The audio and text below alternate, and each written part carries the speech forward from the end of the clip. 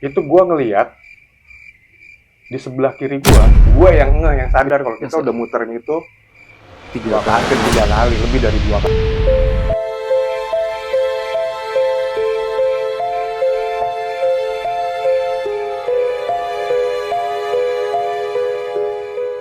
Gue ireng, gue mau coba cerita kisah eh, misteri yang gue alamin, pernah gue alamin ya. Ini sebenarnya kisah lama. Ini terjadi pada waktu gue SMA lah. Ya, jadi waktu itu gue sama teman-teman pas waktu masih masa liburan, kita berencana buat naik gunung. Ya, dan ini adalah naik gunung gue pertama kali. di gunung mana itu? Gunungnya nggak jauh-jauh dari sekitaran Jawa Barat, nggak jauh juga dari Bogor. Gunung yang pertama kali gue naik itu adalah Gunung Gede Pangrango. Wih, di Ya. Ajib. Dan itu jadi gunung yang paling lumayan sering gue naikin. Ya. Berapa orang waktu itu naik gunung? Waktu itu kita tuh jalan kalau nggak salah sekitar empat orang nih kalau nggak salah. 4 orang. Gue, Agus, Wirawan, Priyoko. Kita berempat. Nah, tadinya mereka rencana mau jalan bertiga. Nah, akhirnya mereka telepon gue, ya kan. Mereka telepon gue, lu mau ikut nggak, Reng? Kita mau naik gunung. Nah, kebetulan gue kan belum pernah naik gunung, ya kan. Nah, ini adalah naik gunung gue pertama kali. Akhirnya kita janjian, ya kan.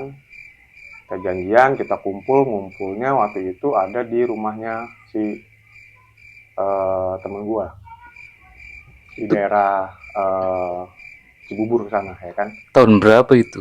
Wah, itu mah udah lama deh kayaknya deh, zaman gue SMA itu, ya kan.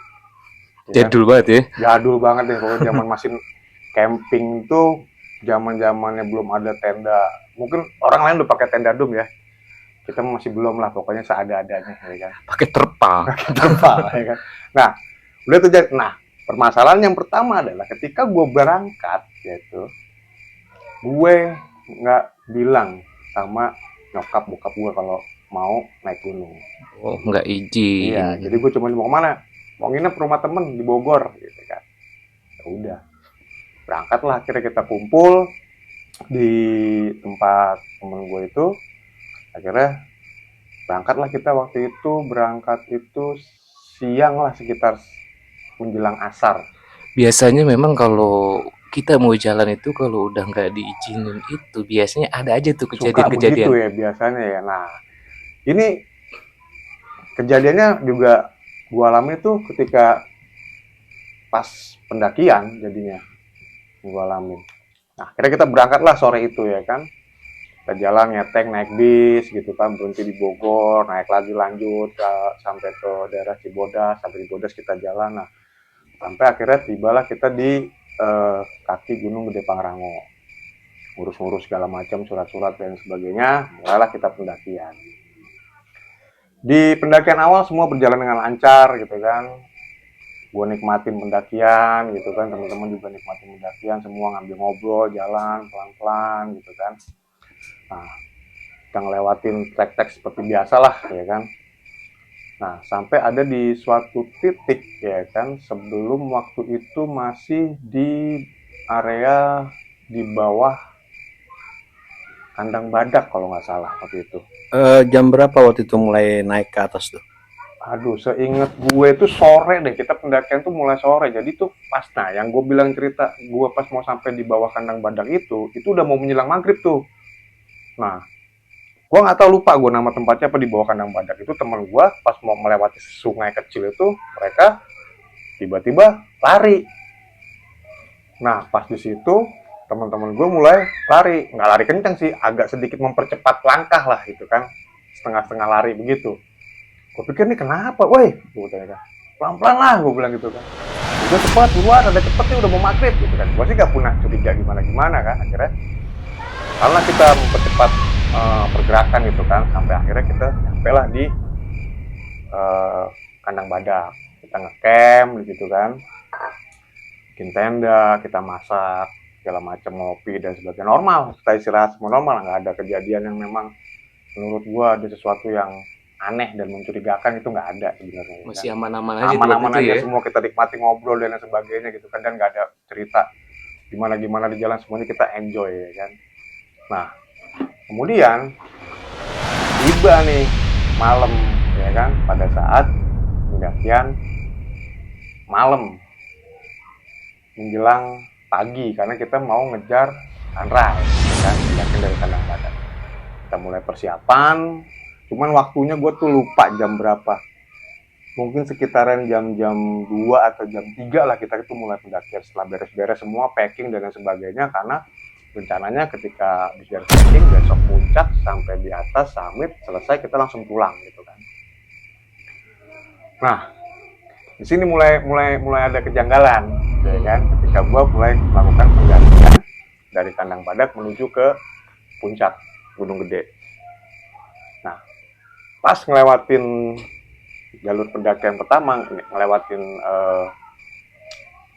Kandang Badak,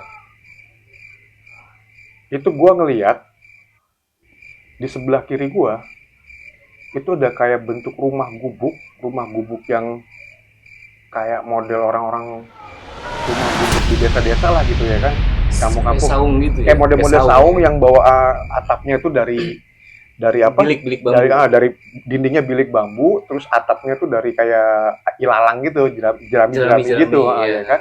Cuman di belakangnya tuh, di bawah, di atas pintunya belakang rumah itu ada kayak lampu kecil, kayak kalau kita bilang lampu 5 watt lah, lampu yang nyalanya, lampu pijar yang nyalanya kecil gitu, lampu 5 watt. Tapi itu di atas gunung ya? Itu di atas gunung. Pertama gue nggak sadar, ada rumah gitu kan, Di ada atas gubuk. gunung ada rumah. Ya pokoknya kalau misalkan seandainya jalur ke atas tuh kayaknya udah nggak mungkin ada. Kalau menurut gua waktu itu ya kayaknya nggak mungkin ada orang ngediriin gubuk di situ ya kan. Ah udahlah, jalan gitu kan, ngelewatin itu. Dan nah gua nandain ketika habis ngelihat rumah itu, nggak jauh gua naik itu, di sebelah kanan gue itu kayak ada semacam percabangan, terus ada batu gede ya kan. Kita tuh naik agak belok melipir ke sebelah kanan gitu kan, naik. Nah tiba-tiba gua ngeliat kok ada rumah itu lagi ya kan. Cuma gua nggak nanya ya kan, Itu posisinya malam-malam. malam sekitar pendakian jam 2-an, jam 2 setengah 3 gitu kan, kondisi ya gelap lah di gunung kayak gitu kan. Tapi yang lain dia pada merhatiin itu, ngelihat juga. Nah yang lain nggak ada yang komentar, mereka tetap jalan ya kan, cuman gue juga nggak berani komentar karena kan memang ada peraturan yang tidak tertulis ya kan, bahwa apapun yang lu lihat di gunung ya udah lu keep aja dulu, nanti ceritanya ketika di bawah gitu. Ternyata gue mungkin Diem aja ya. iya mungkin cuma gue nih yang lihat, makanya gue diem aja gitu kan. Ya udah, jalan lagi dengan posisi yang sama, dia ada di sebelah kiri gubuknya ya kan, dengan dinding bilik dan atap jerami, ada lampu sentirnya gitu kan, lampu 5 watt gitu. Naik jalan, ketemu lagi dengan persimpangan itu, belok ke lurus, agak ke kiri dikit sama agak ke kanan. Karena posisi gue ada di nomor 2 dari belakang ya kan, ya gue kan ikutin temen-temen gue yang ada di depan kan. Iya. Jalan kok agak ke kanan lagi gitu kan, agak ke kanan, set, nggak lama balik lagi ketemu sama rumah itu lagi, Muter-muter tempatnya itu lagi. Wah, gue baru Berarti udah yang ketiga. Kedua kali gue udah mulai curiga gitu kan. Nah tapi 14 terus ngelewatin. Nah pas ketiga kali balik, ini mah yang jalan yang gue lewatin lagi nih, gue baru sadar di situ. Yang ketiga baru sadar ya? Baru sadar, wah ini mah udah gue lewatin tadi 2 kali gitu kan. Wah emang nggak bener, kita kesasar nih gue bilang. Cuman gue ngomong kesasar, bro kayaknya kiri deh gue bilang gitu kan, kayaknya kiri deh.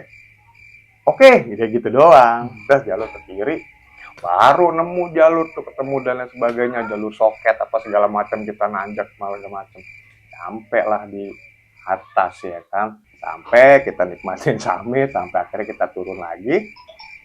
Dan di bawah baru gue cerita, dan ternyata cuma gue yang lihat itu rumah, dan gue yang sadar kalau kita udah muterin itu hampir 3 kali, lebih dari 2 kali.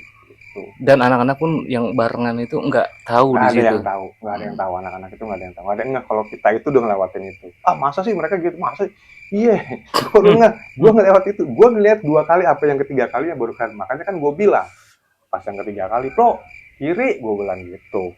Berarti kejadian itu memang ketika pesan buat temen itu ketika jalan tidak diizinin sama orang tua, lebih baik jangan ya. Mungkin. Kalau boleh gue kasih saran sih baiknya gitu. Jadi tiap apapun, terutama ke gunung ya, terutama buat teman-teman pendaki nih, adik-adik yang masih baru-baru, usahain izin sama orang tua, karena izin orang tua itu penting banget ya kan. Ya kita nggak pernah tahu kejadian di alam kayak gimana. Nah salah satunya kejadian yang gue alamin, mungkin karena gue nggak izin ya kan, Iya kira betul. kayak gue punya ngalamin kejadian yang kayak gitu. Ya, untung masih beruntung ya kan, kita selamat semuanya. Masih gitu kan. dilindungin. Masih dilindungin, kita Iya. selamat sampai ke puncak, nikmatin indahnya Gunung Gede, pulang lagi dengan selamat. Dan gue bawa oleh-oleh kisah yang Cerita cerita misteri. yang itu. Tapi teman-teman yang lain akhirnya tahu. Ya pada akhirnya tahu ketika udah turun, karena kan memang kayak gue bilang tadi bahwa apapun yang lo alamin di gunung ketika pendakian itu kalau bisa jangan diceritain pada saat itu, tapi nanti kalau pulang atau ketika lo sampai di base camp ya kan baru ceritain. Khawatirnya ketika lo cerita ada teman lo yang panik dan sebagainya, itu jadi bisa jadi menghambat pendakian. Pesan-pesan yang mau disampaikan buat Nah, yang penting sih yang utama kemanapun lo pergi ya kan, izin orang tua itu penting, restu dari orang tua itu penting. Itu aja sih kalau menurut gue. Dan tetap jaga keselamatan, prepare yang bagus ya kan, biar semuanya bisa dinikmati dengan baik.